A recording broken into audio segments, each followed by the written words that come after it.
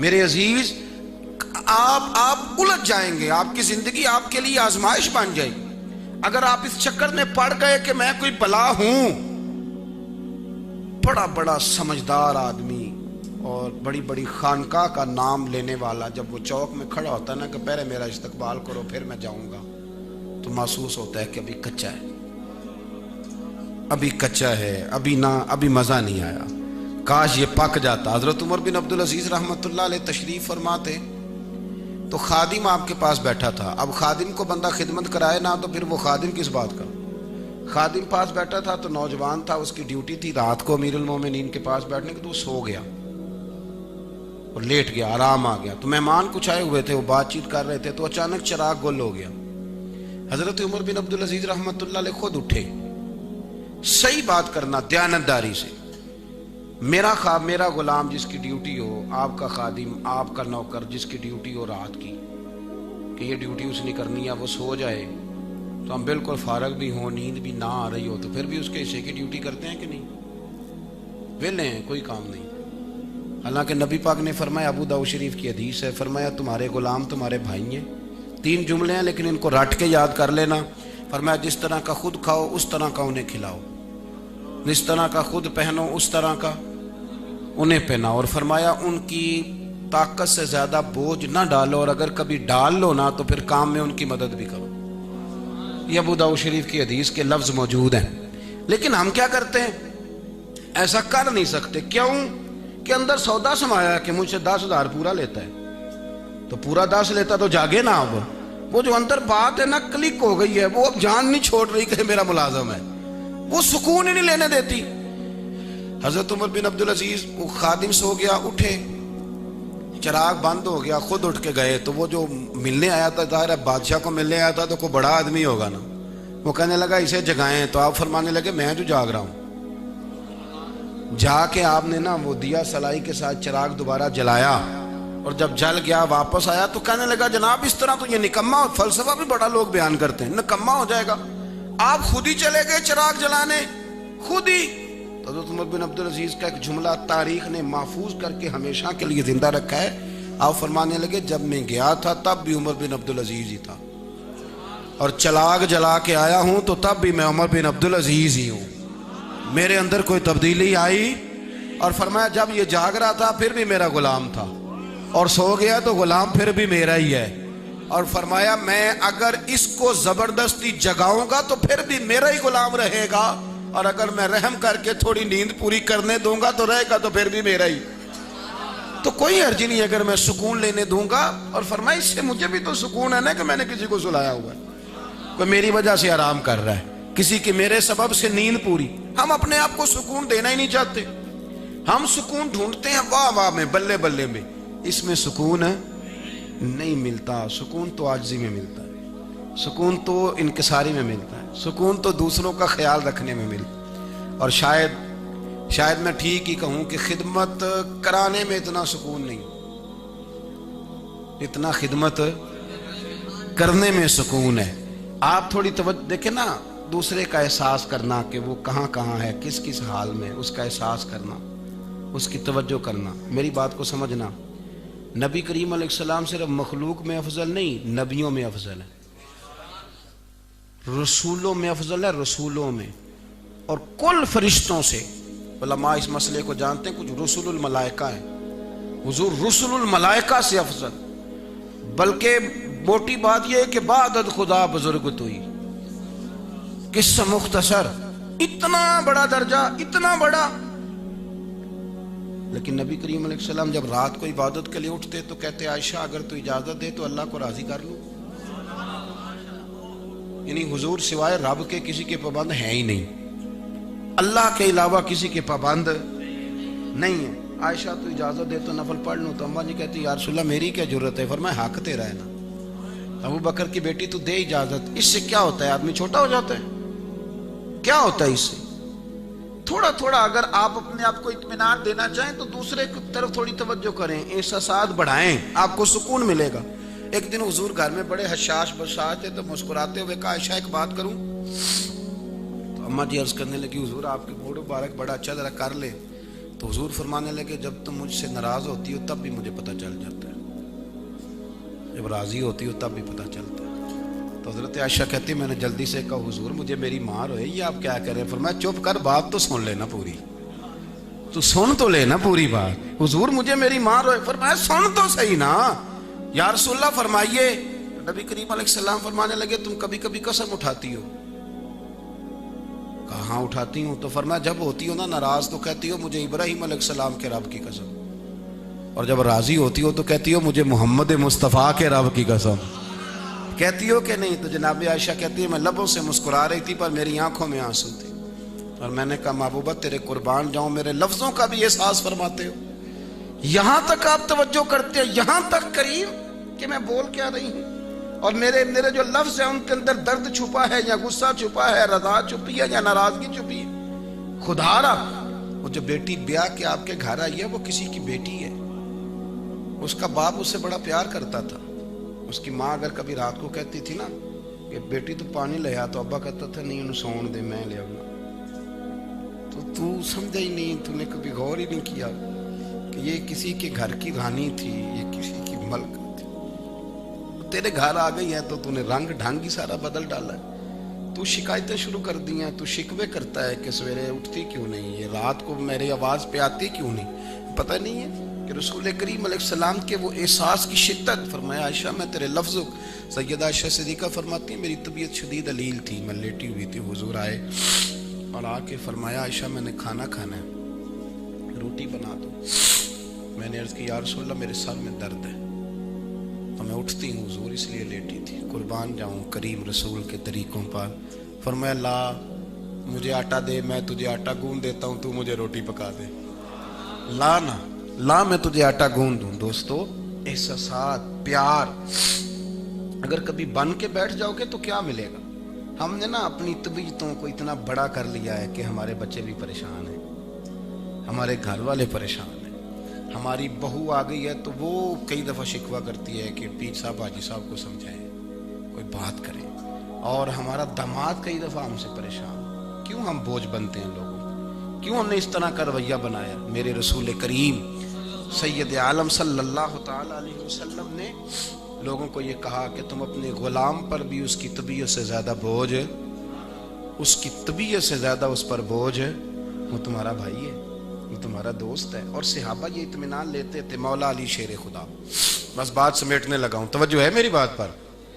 حضرت علی شیر خدا غلام کو کہنے لگے چل بازار چلیں خریداری کرنے۔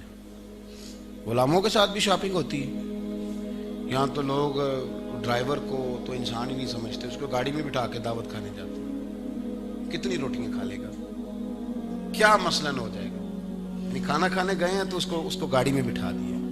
یہ ہمارا مزاج ہے، یہ ہمارا منصب ہے، یہ ہمارا طریقہ بن گیا۔ تو حضرت علی اپنے غلام سے کہنے لگے چل پتر خریداری کرنے چلے۔ اس نے کہا جی چلیں۔ وہ خادم کہتا ہے جب ہم بازار گئے تو حضرت مولا کائنات نے 2 جوڑے کھدر کے کپڑوں کے 2 جوڑے خریدے، ایک مہنگا تھا ایک سستا تھا۔ فرماتے ہیں میں سمجھ گیا مہنگا آقا کا ہے، سستا غلام کا ہے۔ فرماتے ہیں وہ کپڑے لیے اور ظاہر میں غلام تھا، میں نے 2 جوڑے اٹھائے، واپس گھر کی طرف آئے تو وہ چوک آ گیا جہاں سے شیر خدا نے اپنے حجرہ نور میں جانا تھا، میں نے اپنے گھر جانا تھا۔ کہتے ہیں حضرت علی کہنے لگے میرے والا جوڑا مجھے دے دے۔ پکی بات تھی، میں نے مہنگا جوڑا دیا نکال کے حضرت علی کو، تو حضرت علی کہنے لگے یہ تو نہیں میرا، یہ تو نہیں میرا، میرا تو وہ دوسرا ہے، وہ والا دو۔ تو کہتے ہیں ایک بات میں نے بیان کی اور جواب میں ایک حضرت علی نے بھی بیان کی، ایک لاجک، ایک فلسفہ، ایک نظریہ میں نے بیان کیا اور جواب میں پھر حضرت، توجہ ہے میری بات پر۔ کہتے ہیں میں نے عرض کی حضور مہنگا آپ پہنے سستا میں پہنوں، وجہ کیا ہے، علت کیا ہے، سبب کیا ہے؟ تو غلام کہنے لگا جی سبب یہ ہے کہ آپ آقا ہیں میں غلام ہوں، لہذا مہنگا آپ کا اور سستا۔ تو حضرت علی کہنے لگے تو دوسرا سبب لگا نا، تو لاجک دوسری بیان کرنا، اور بھی تو ہے۔ اس نے کہا حضور وہ کیوں؟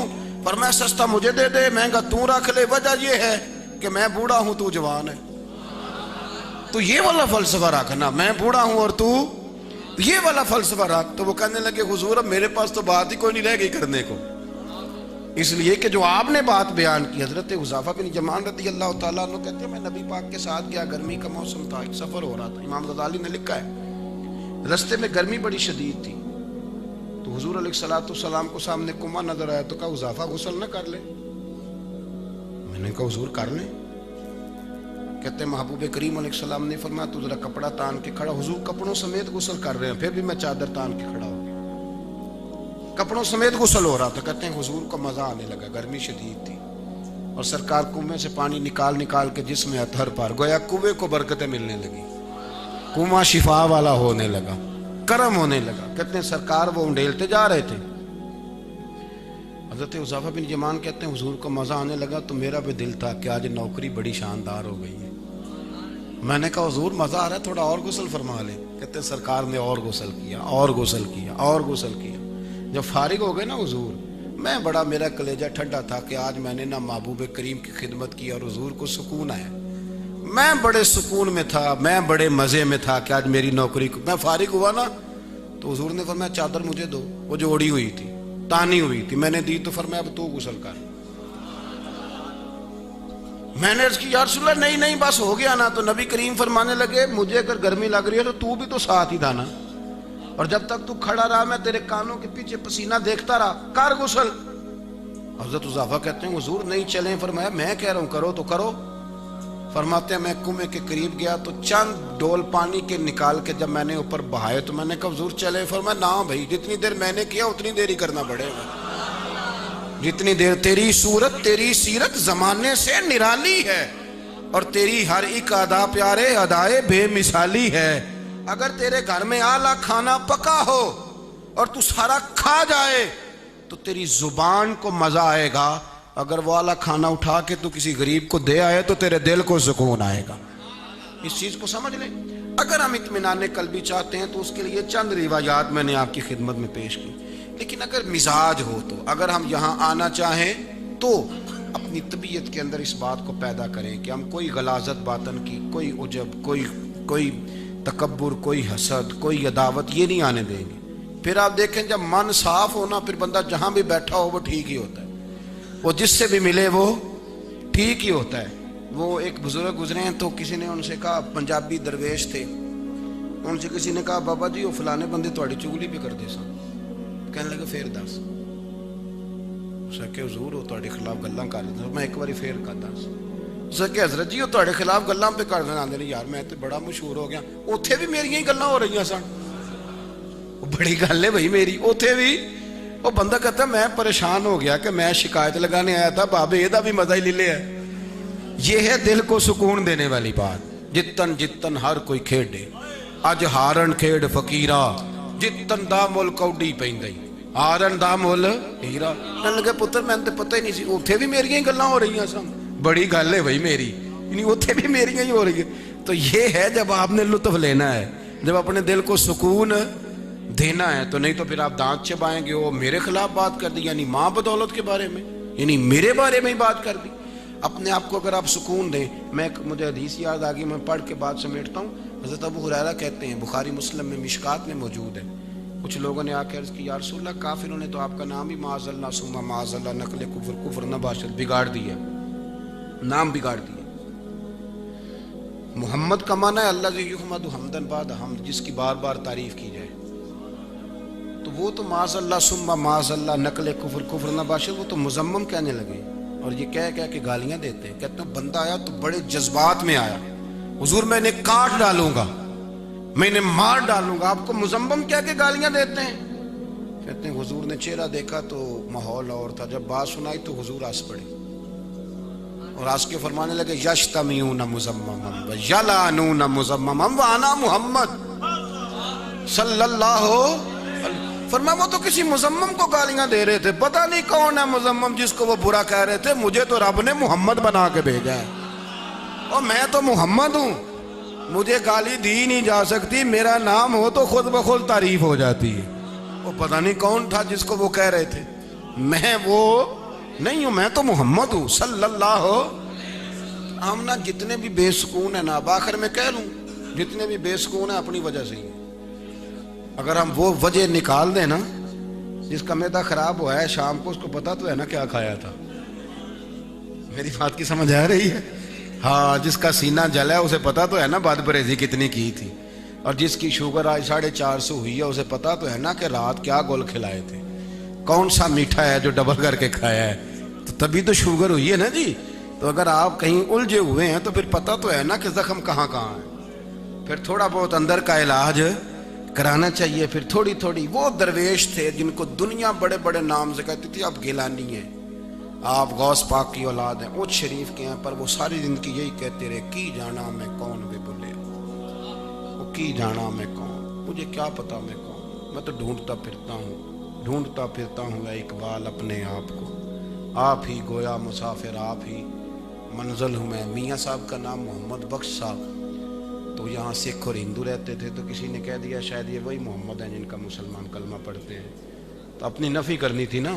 وہ یہ بھی کہہ سکتے تھے کہ میں وہ نہیں, میں ان کا نوکر ہوں, میں خادم ہوں, میں ان کے دین کا مبلغ ہوں. بڑی باتیں ہو سکتی تھیں, لیکن کہنے لگے میں تے بندہ ٹھگ جے لوکو, میں تے بندہ ٹھگ جے لوکو, میں تے بندہ چور. او جس دا خلقت کلمہ پڑھ دی او محمد ہور, جس دا خلقت کلمہ پڑھ دی او محمد. تو کرنا اپنی نفی, پھر دیکھ کتنی موج لگ جاتی. لیکن وہ مصیبت یہ ہے کہ پہلے کہتے ہیں مجھے مانو. بہت سارے مرید ہیں جو پیر صاحب کو کہتے ہیں پہلے مجھے مانے, میں آپ کا مرید ہوں. فون کرتے ہیں کہتے ہیں تیاری کر لیں حضرت صاحب میں آ رہا ہوں, یعنی آپ تیار ہو جائیں فٹافٹ. تو کبھی کبھی ایسے فون آتے ہیں تو میں کہنا پتر پھول کوئی نہیں, ورنہ میں لے کے ہونا سی گلی ہے. اب پھول ہوتے تو چلو آ جاتے, اب آپ آ رہے ہیں, مجھے کیا پتا تھا کہ آپ شان و شوکت کے ساتھ آ رہے ہیں, ورنہ میں کوئی استقبال کرتا آپ کا. ورنہ تو وہ لوگ تھے جو دروازوں پہ بیٹھے تھے, کہتے تھے جب مہربانی ہوگی دیدار ہو جائے گا, ختم ہو گئی بات. تو یہ تھوڑا سا نا اگر سکون چاہتے ہیں تو حضور کے وعدوں پر اطمینان کریں, نبی کریم کے دیے ہوئے نسخے استعمال کریں. اور سب سے ضروری بات یہ ہے کہ جو اندر انا کا بت ہے نا, اس کو پاش کریں. یہ آپ کو کسی قابل نہیں چھوڑے گا. یہ انا تو اتنی بڑی ہے کہ ابو جال میں آ جائے تو محبوب کے ہوتے ہوئے کلمے سے محروم رہ جاتا ہے. نبی کریم کی چہرہ نور کے دیدار کی اتنی بری چیز کا نام انا ہے کہ شجر و حجر پہچان گئے اور اس کی نظروں میں شک ہی رہا. دعا کرتا ہوں گزر کیسا اللہ قبول فرمائے. میں بیٹھا ہوں جہاں بھول گئے اللہ درگزر فرمائے.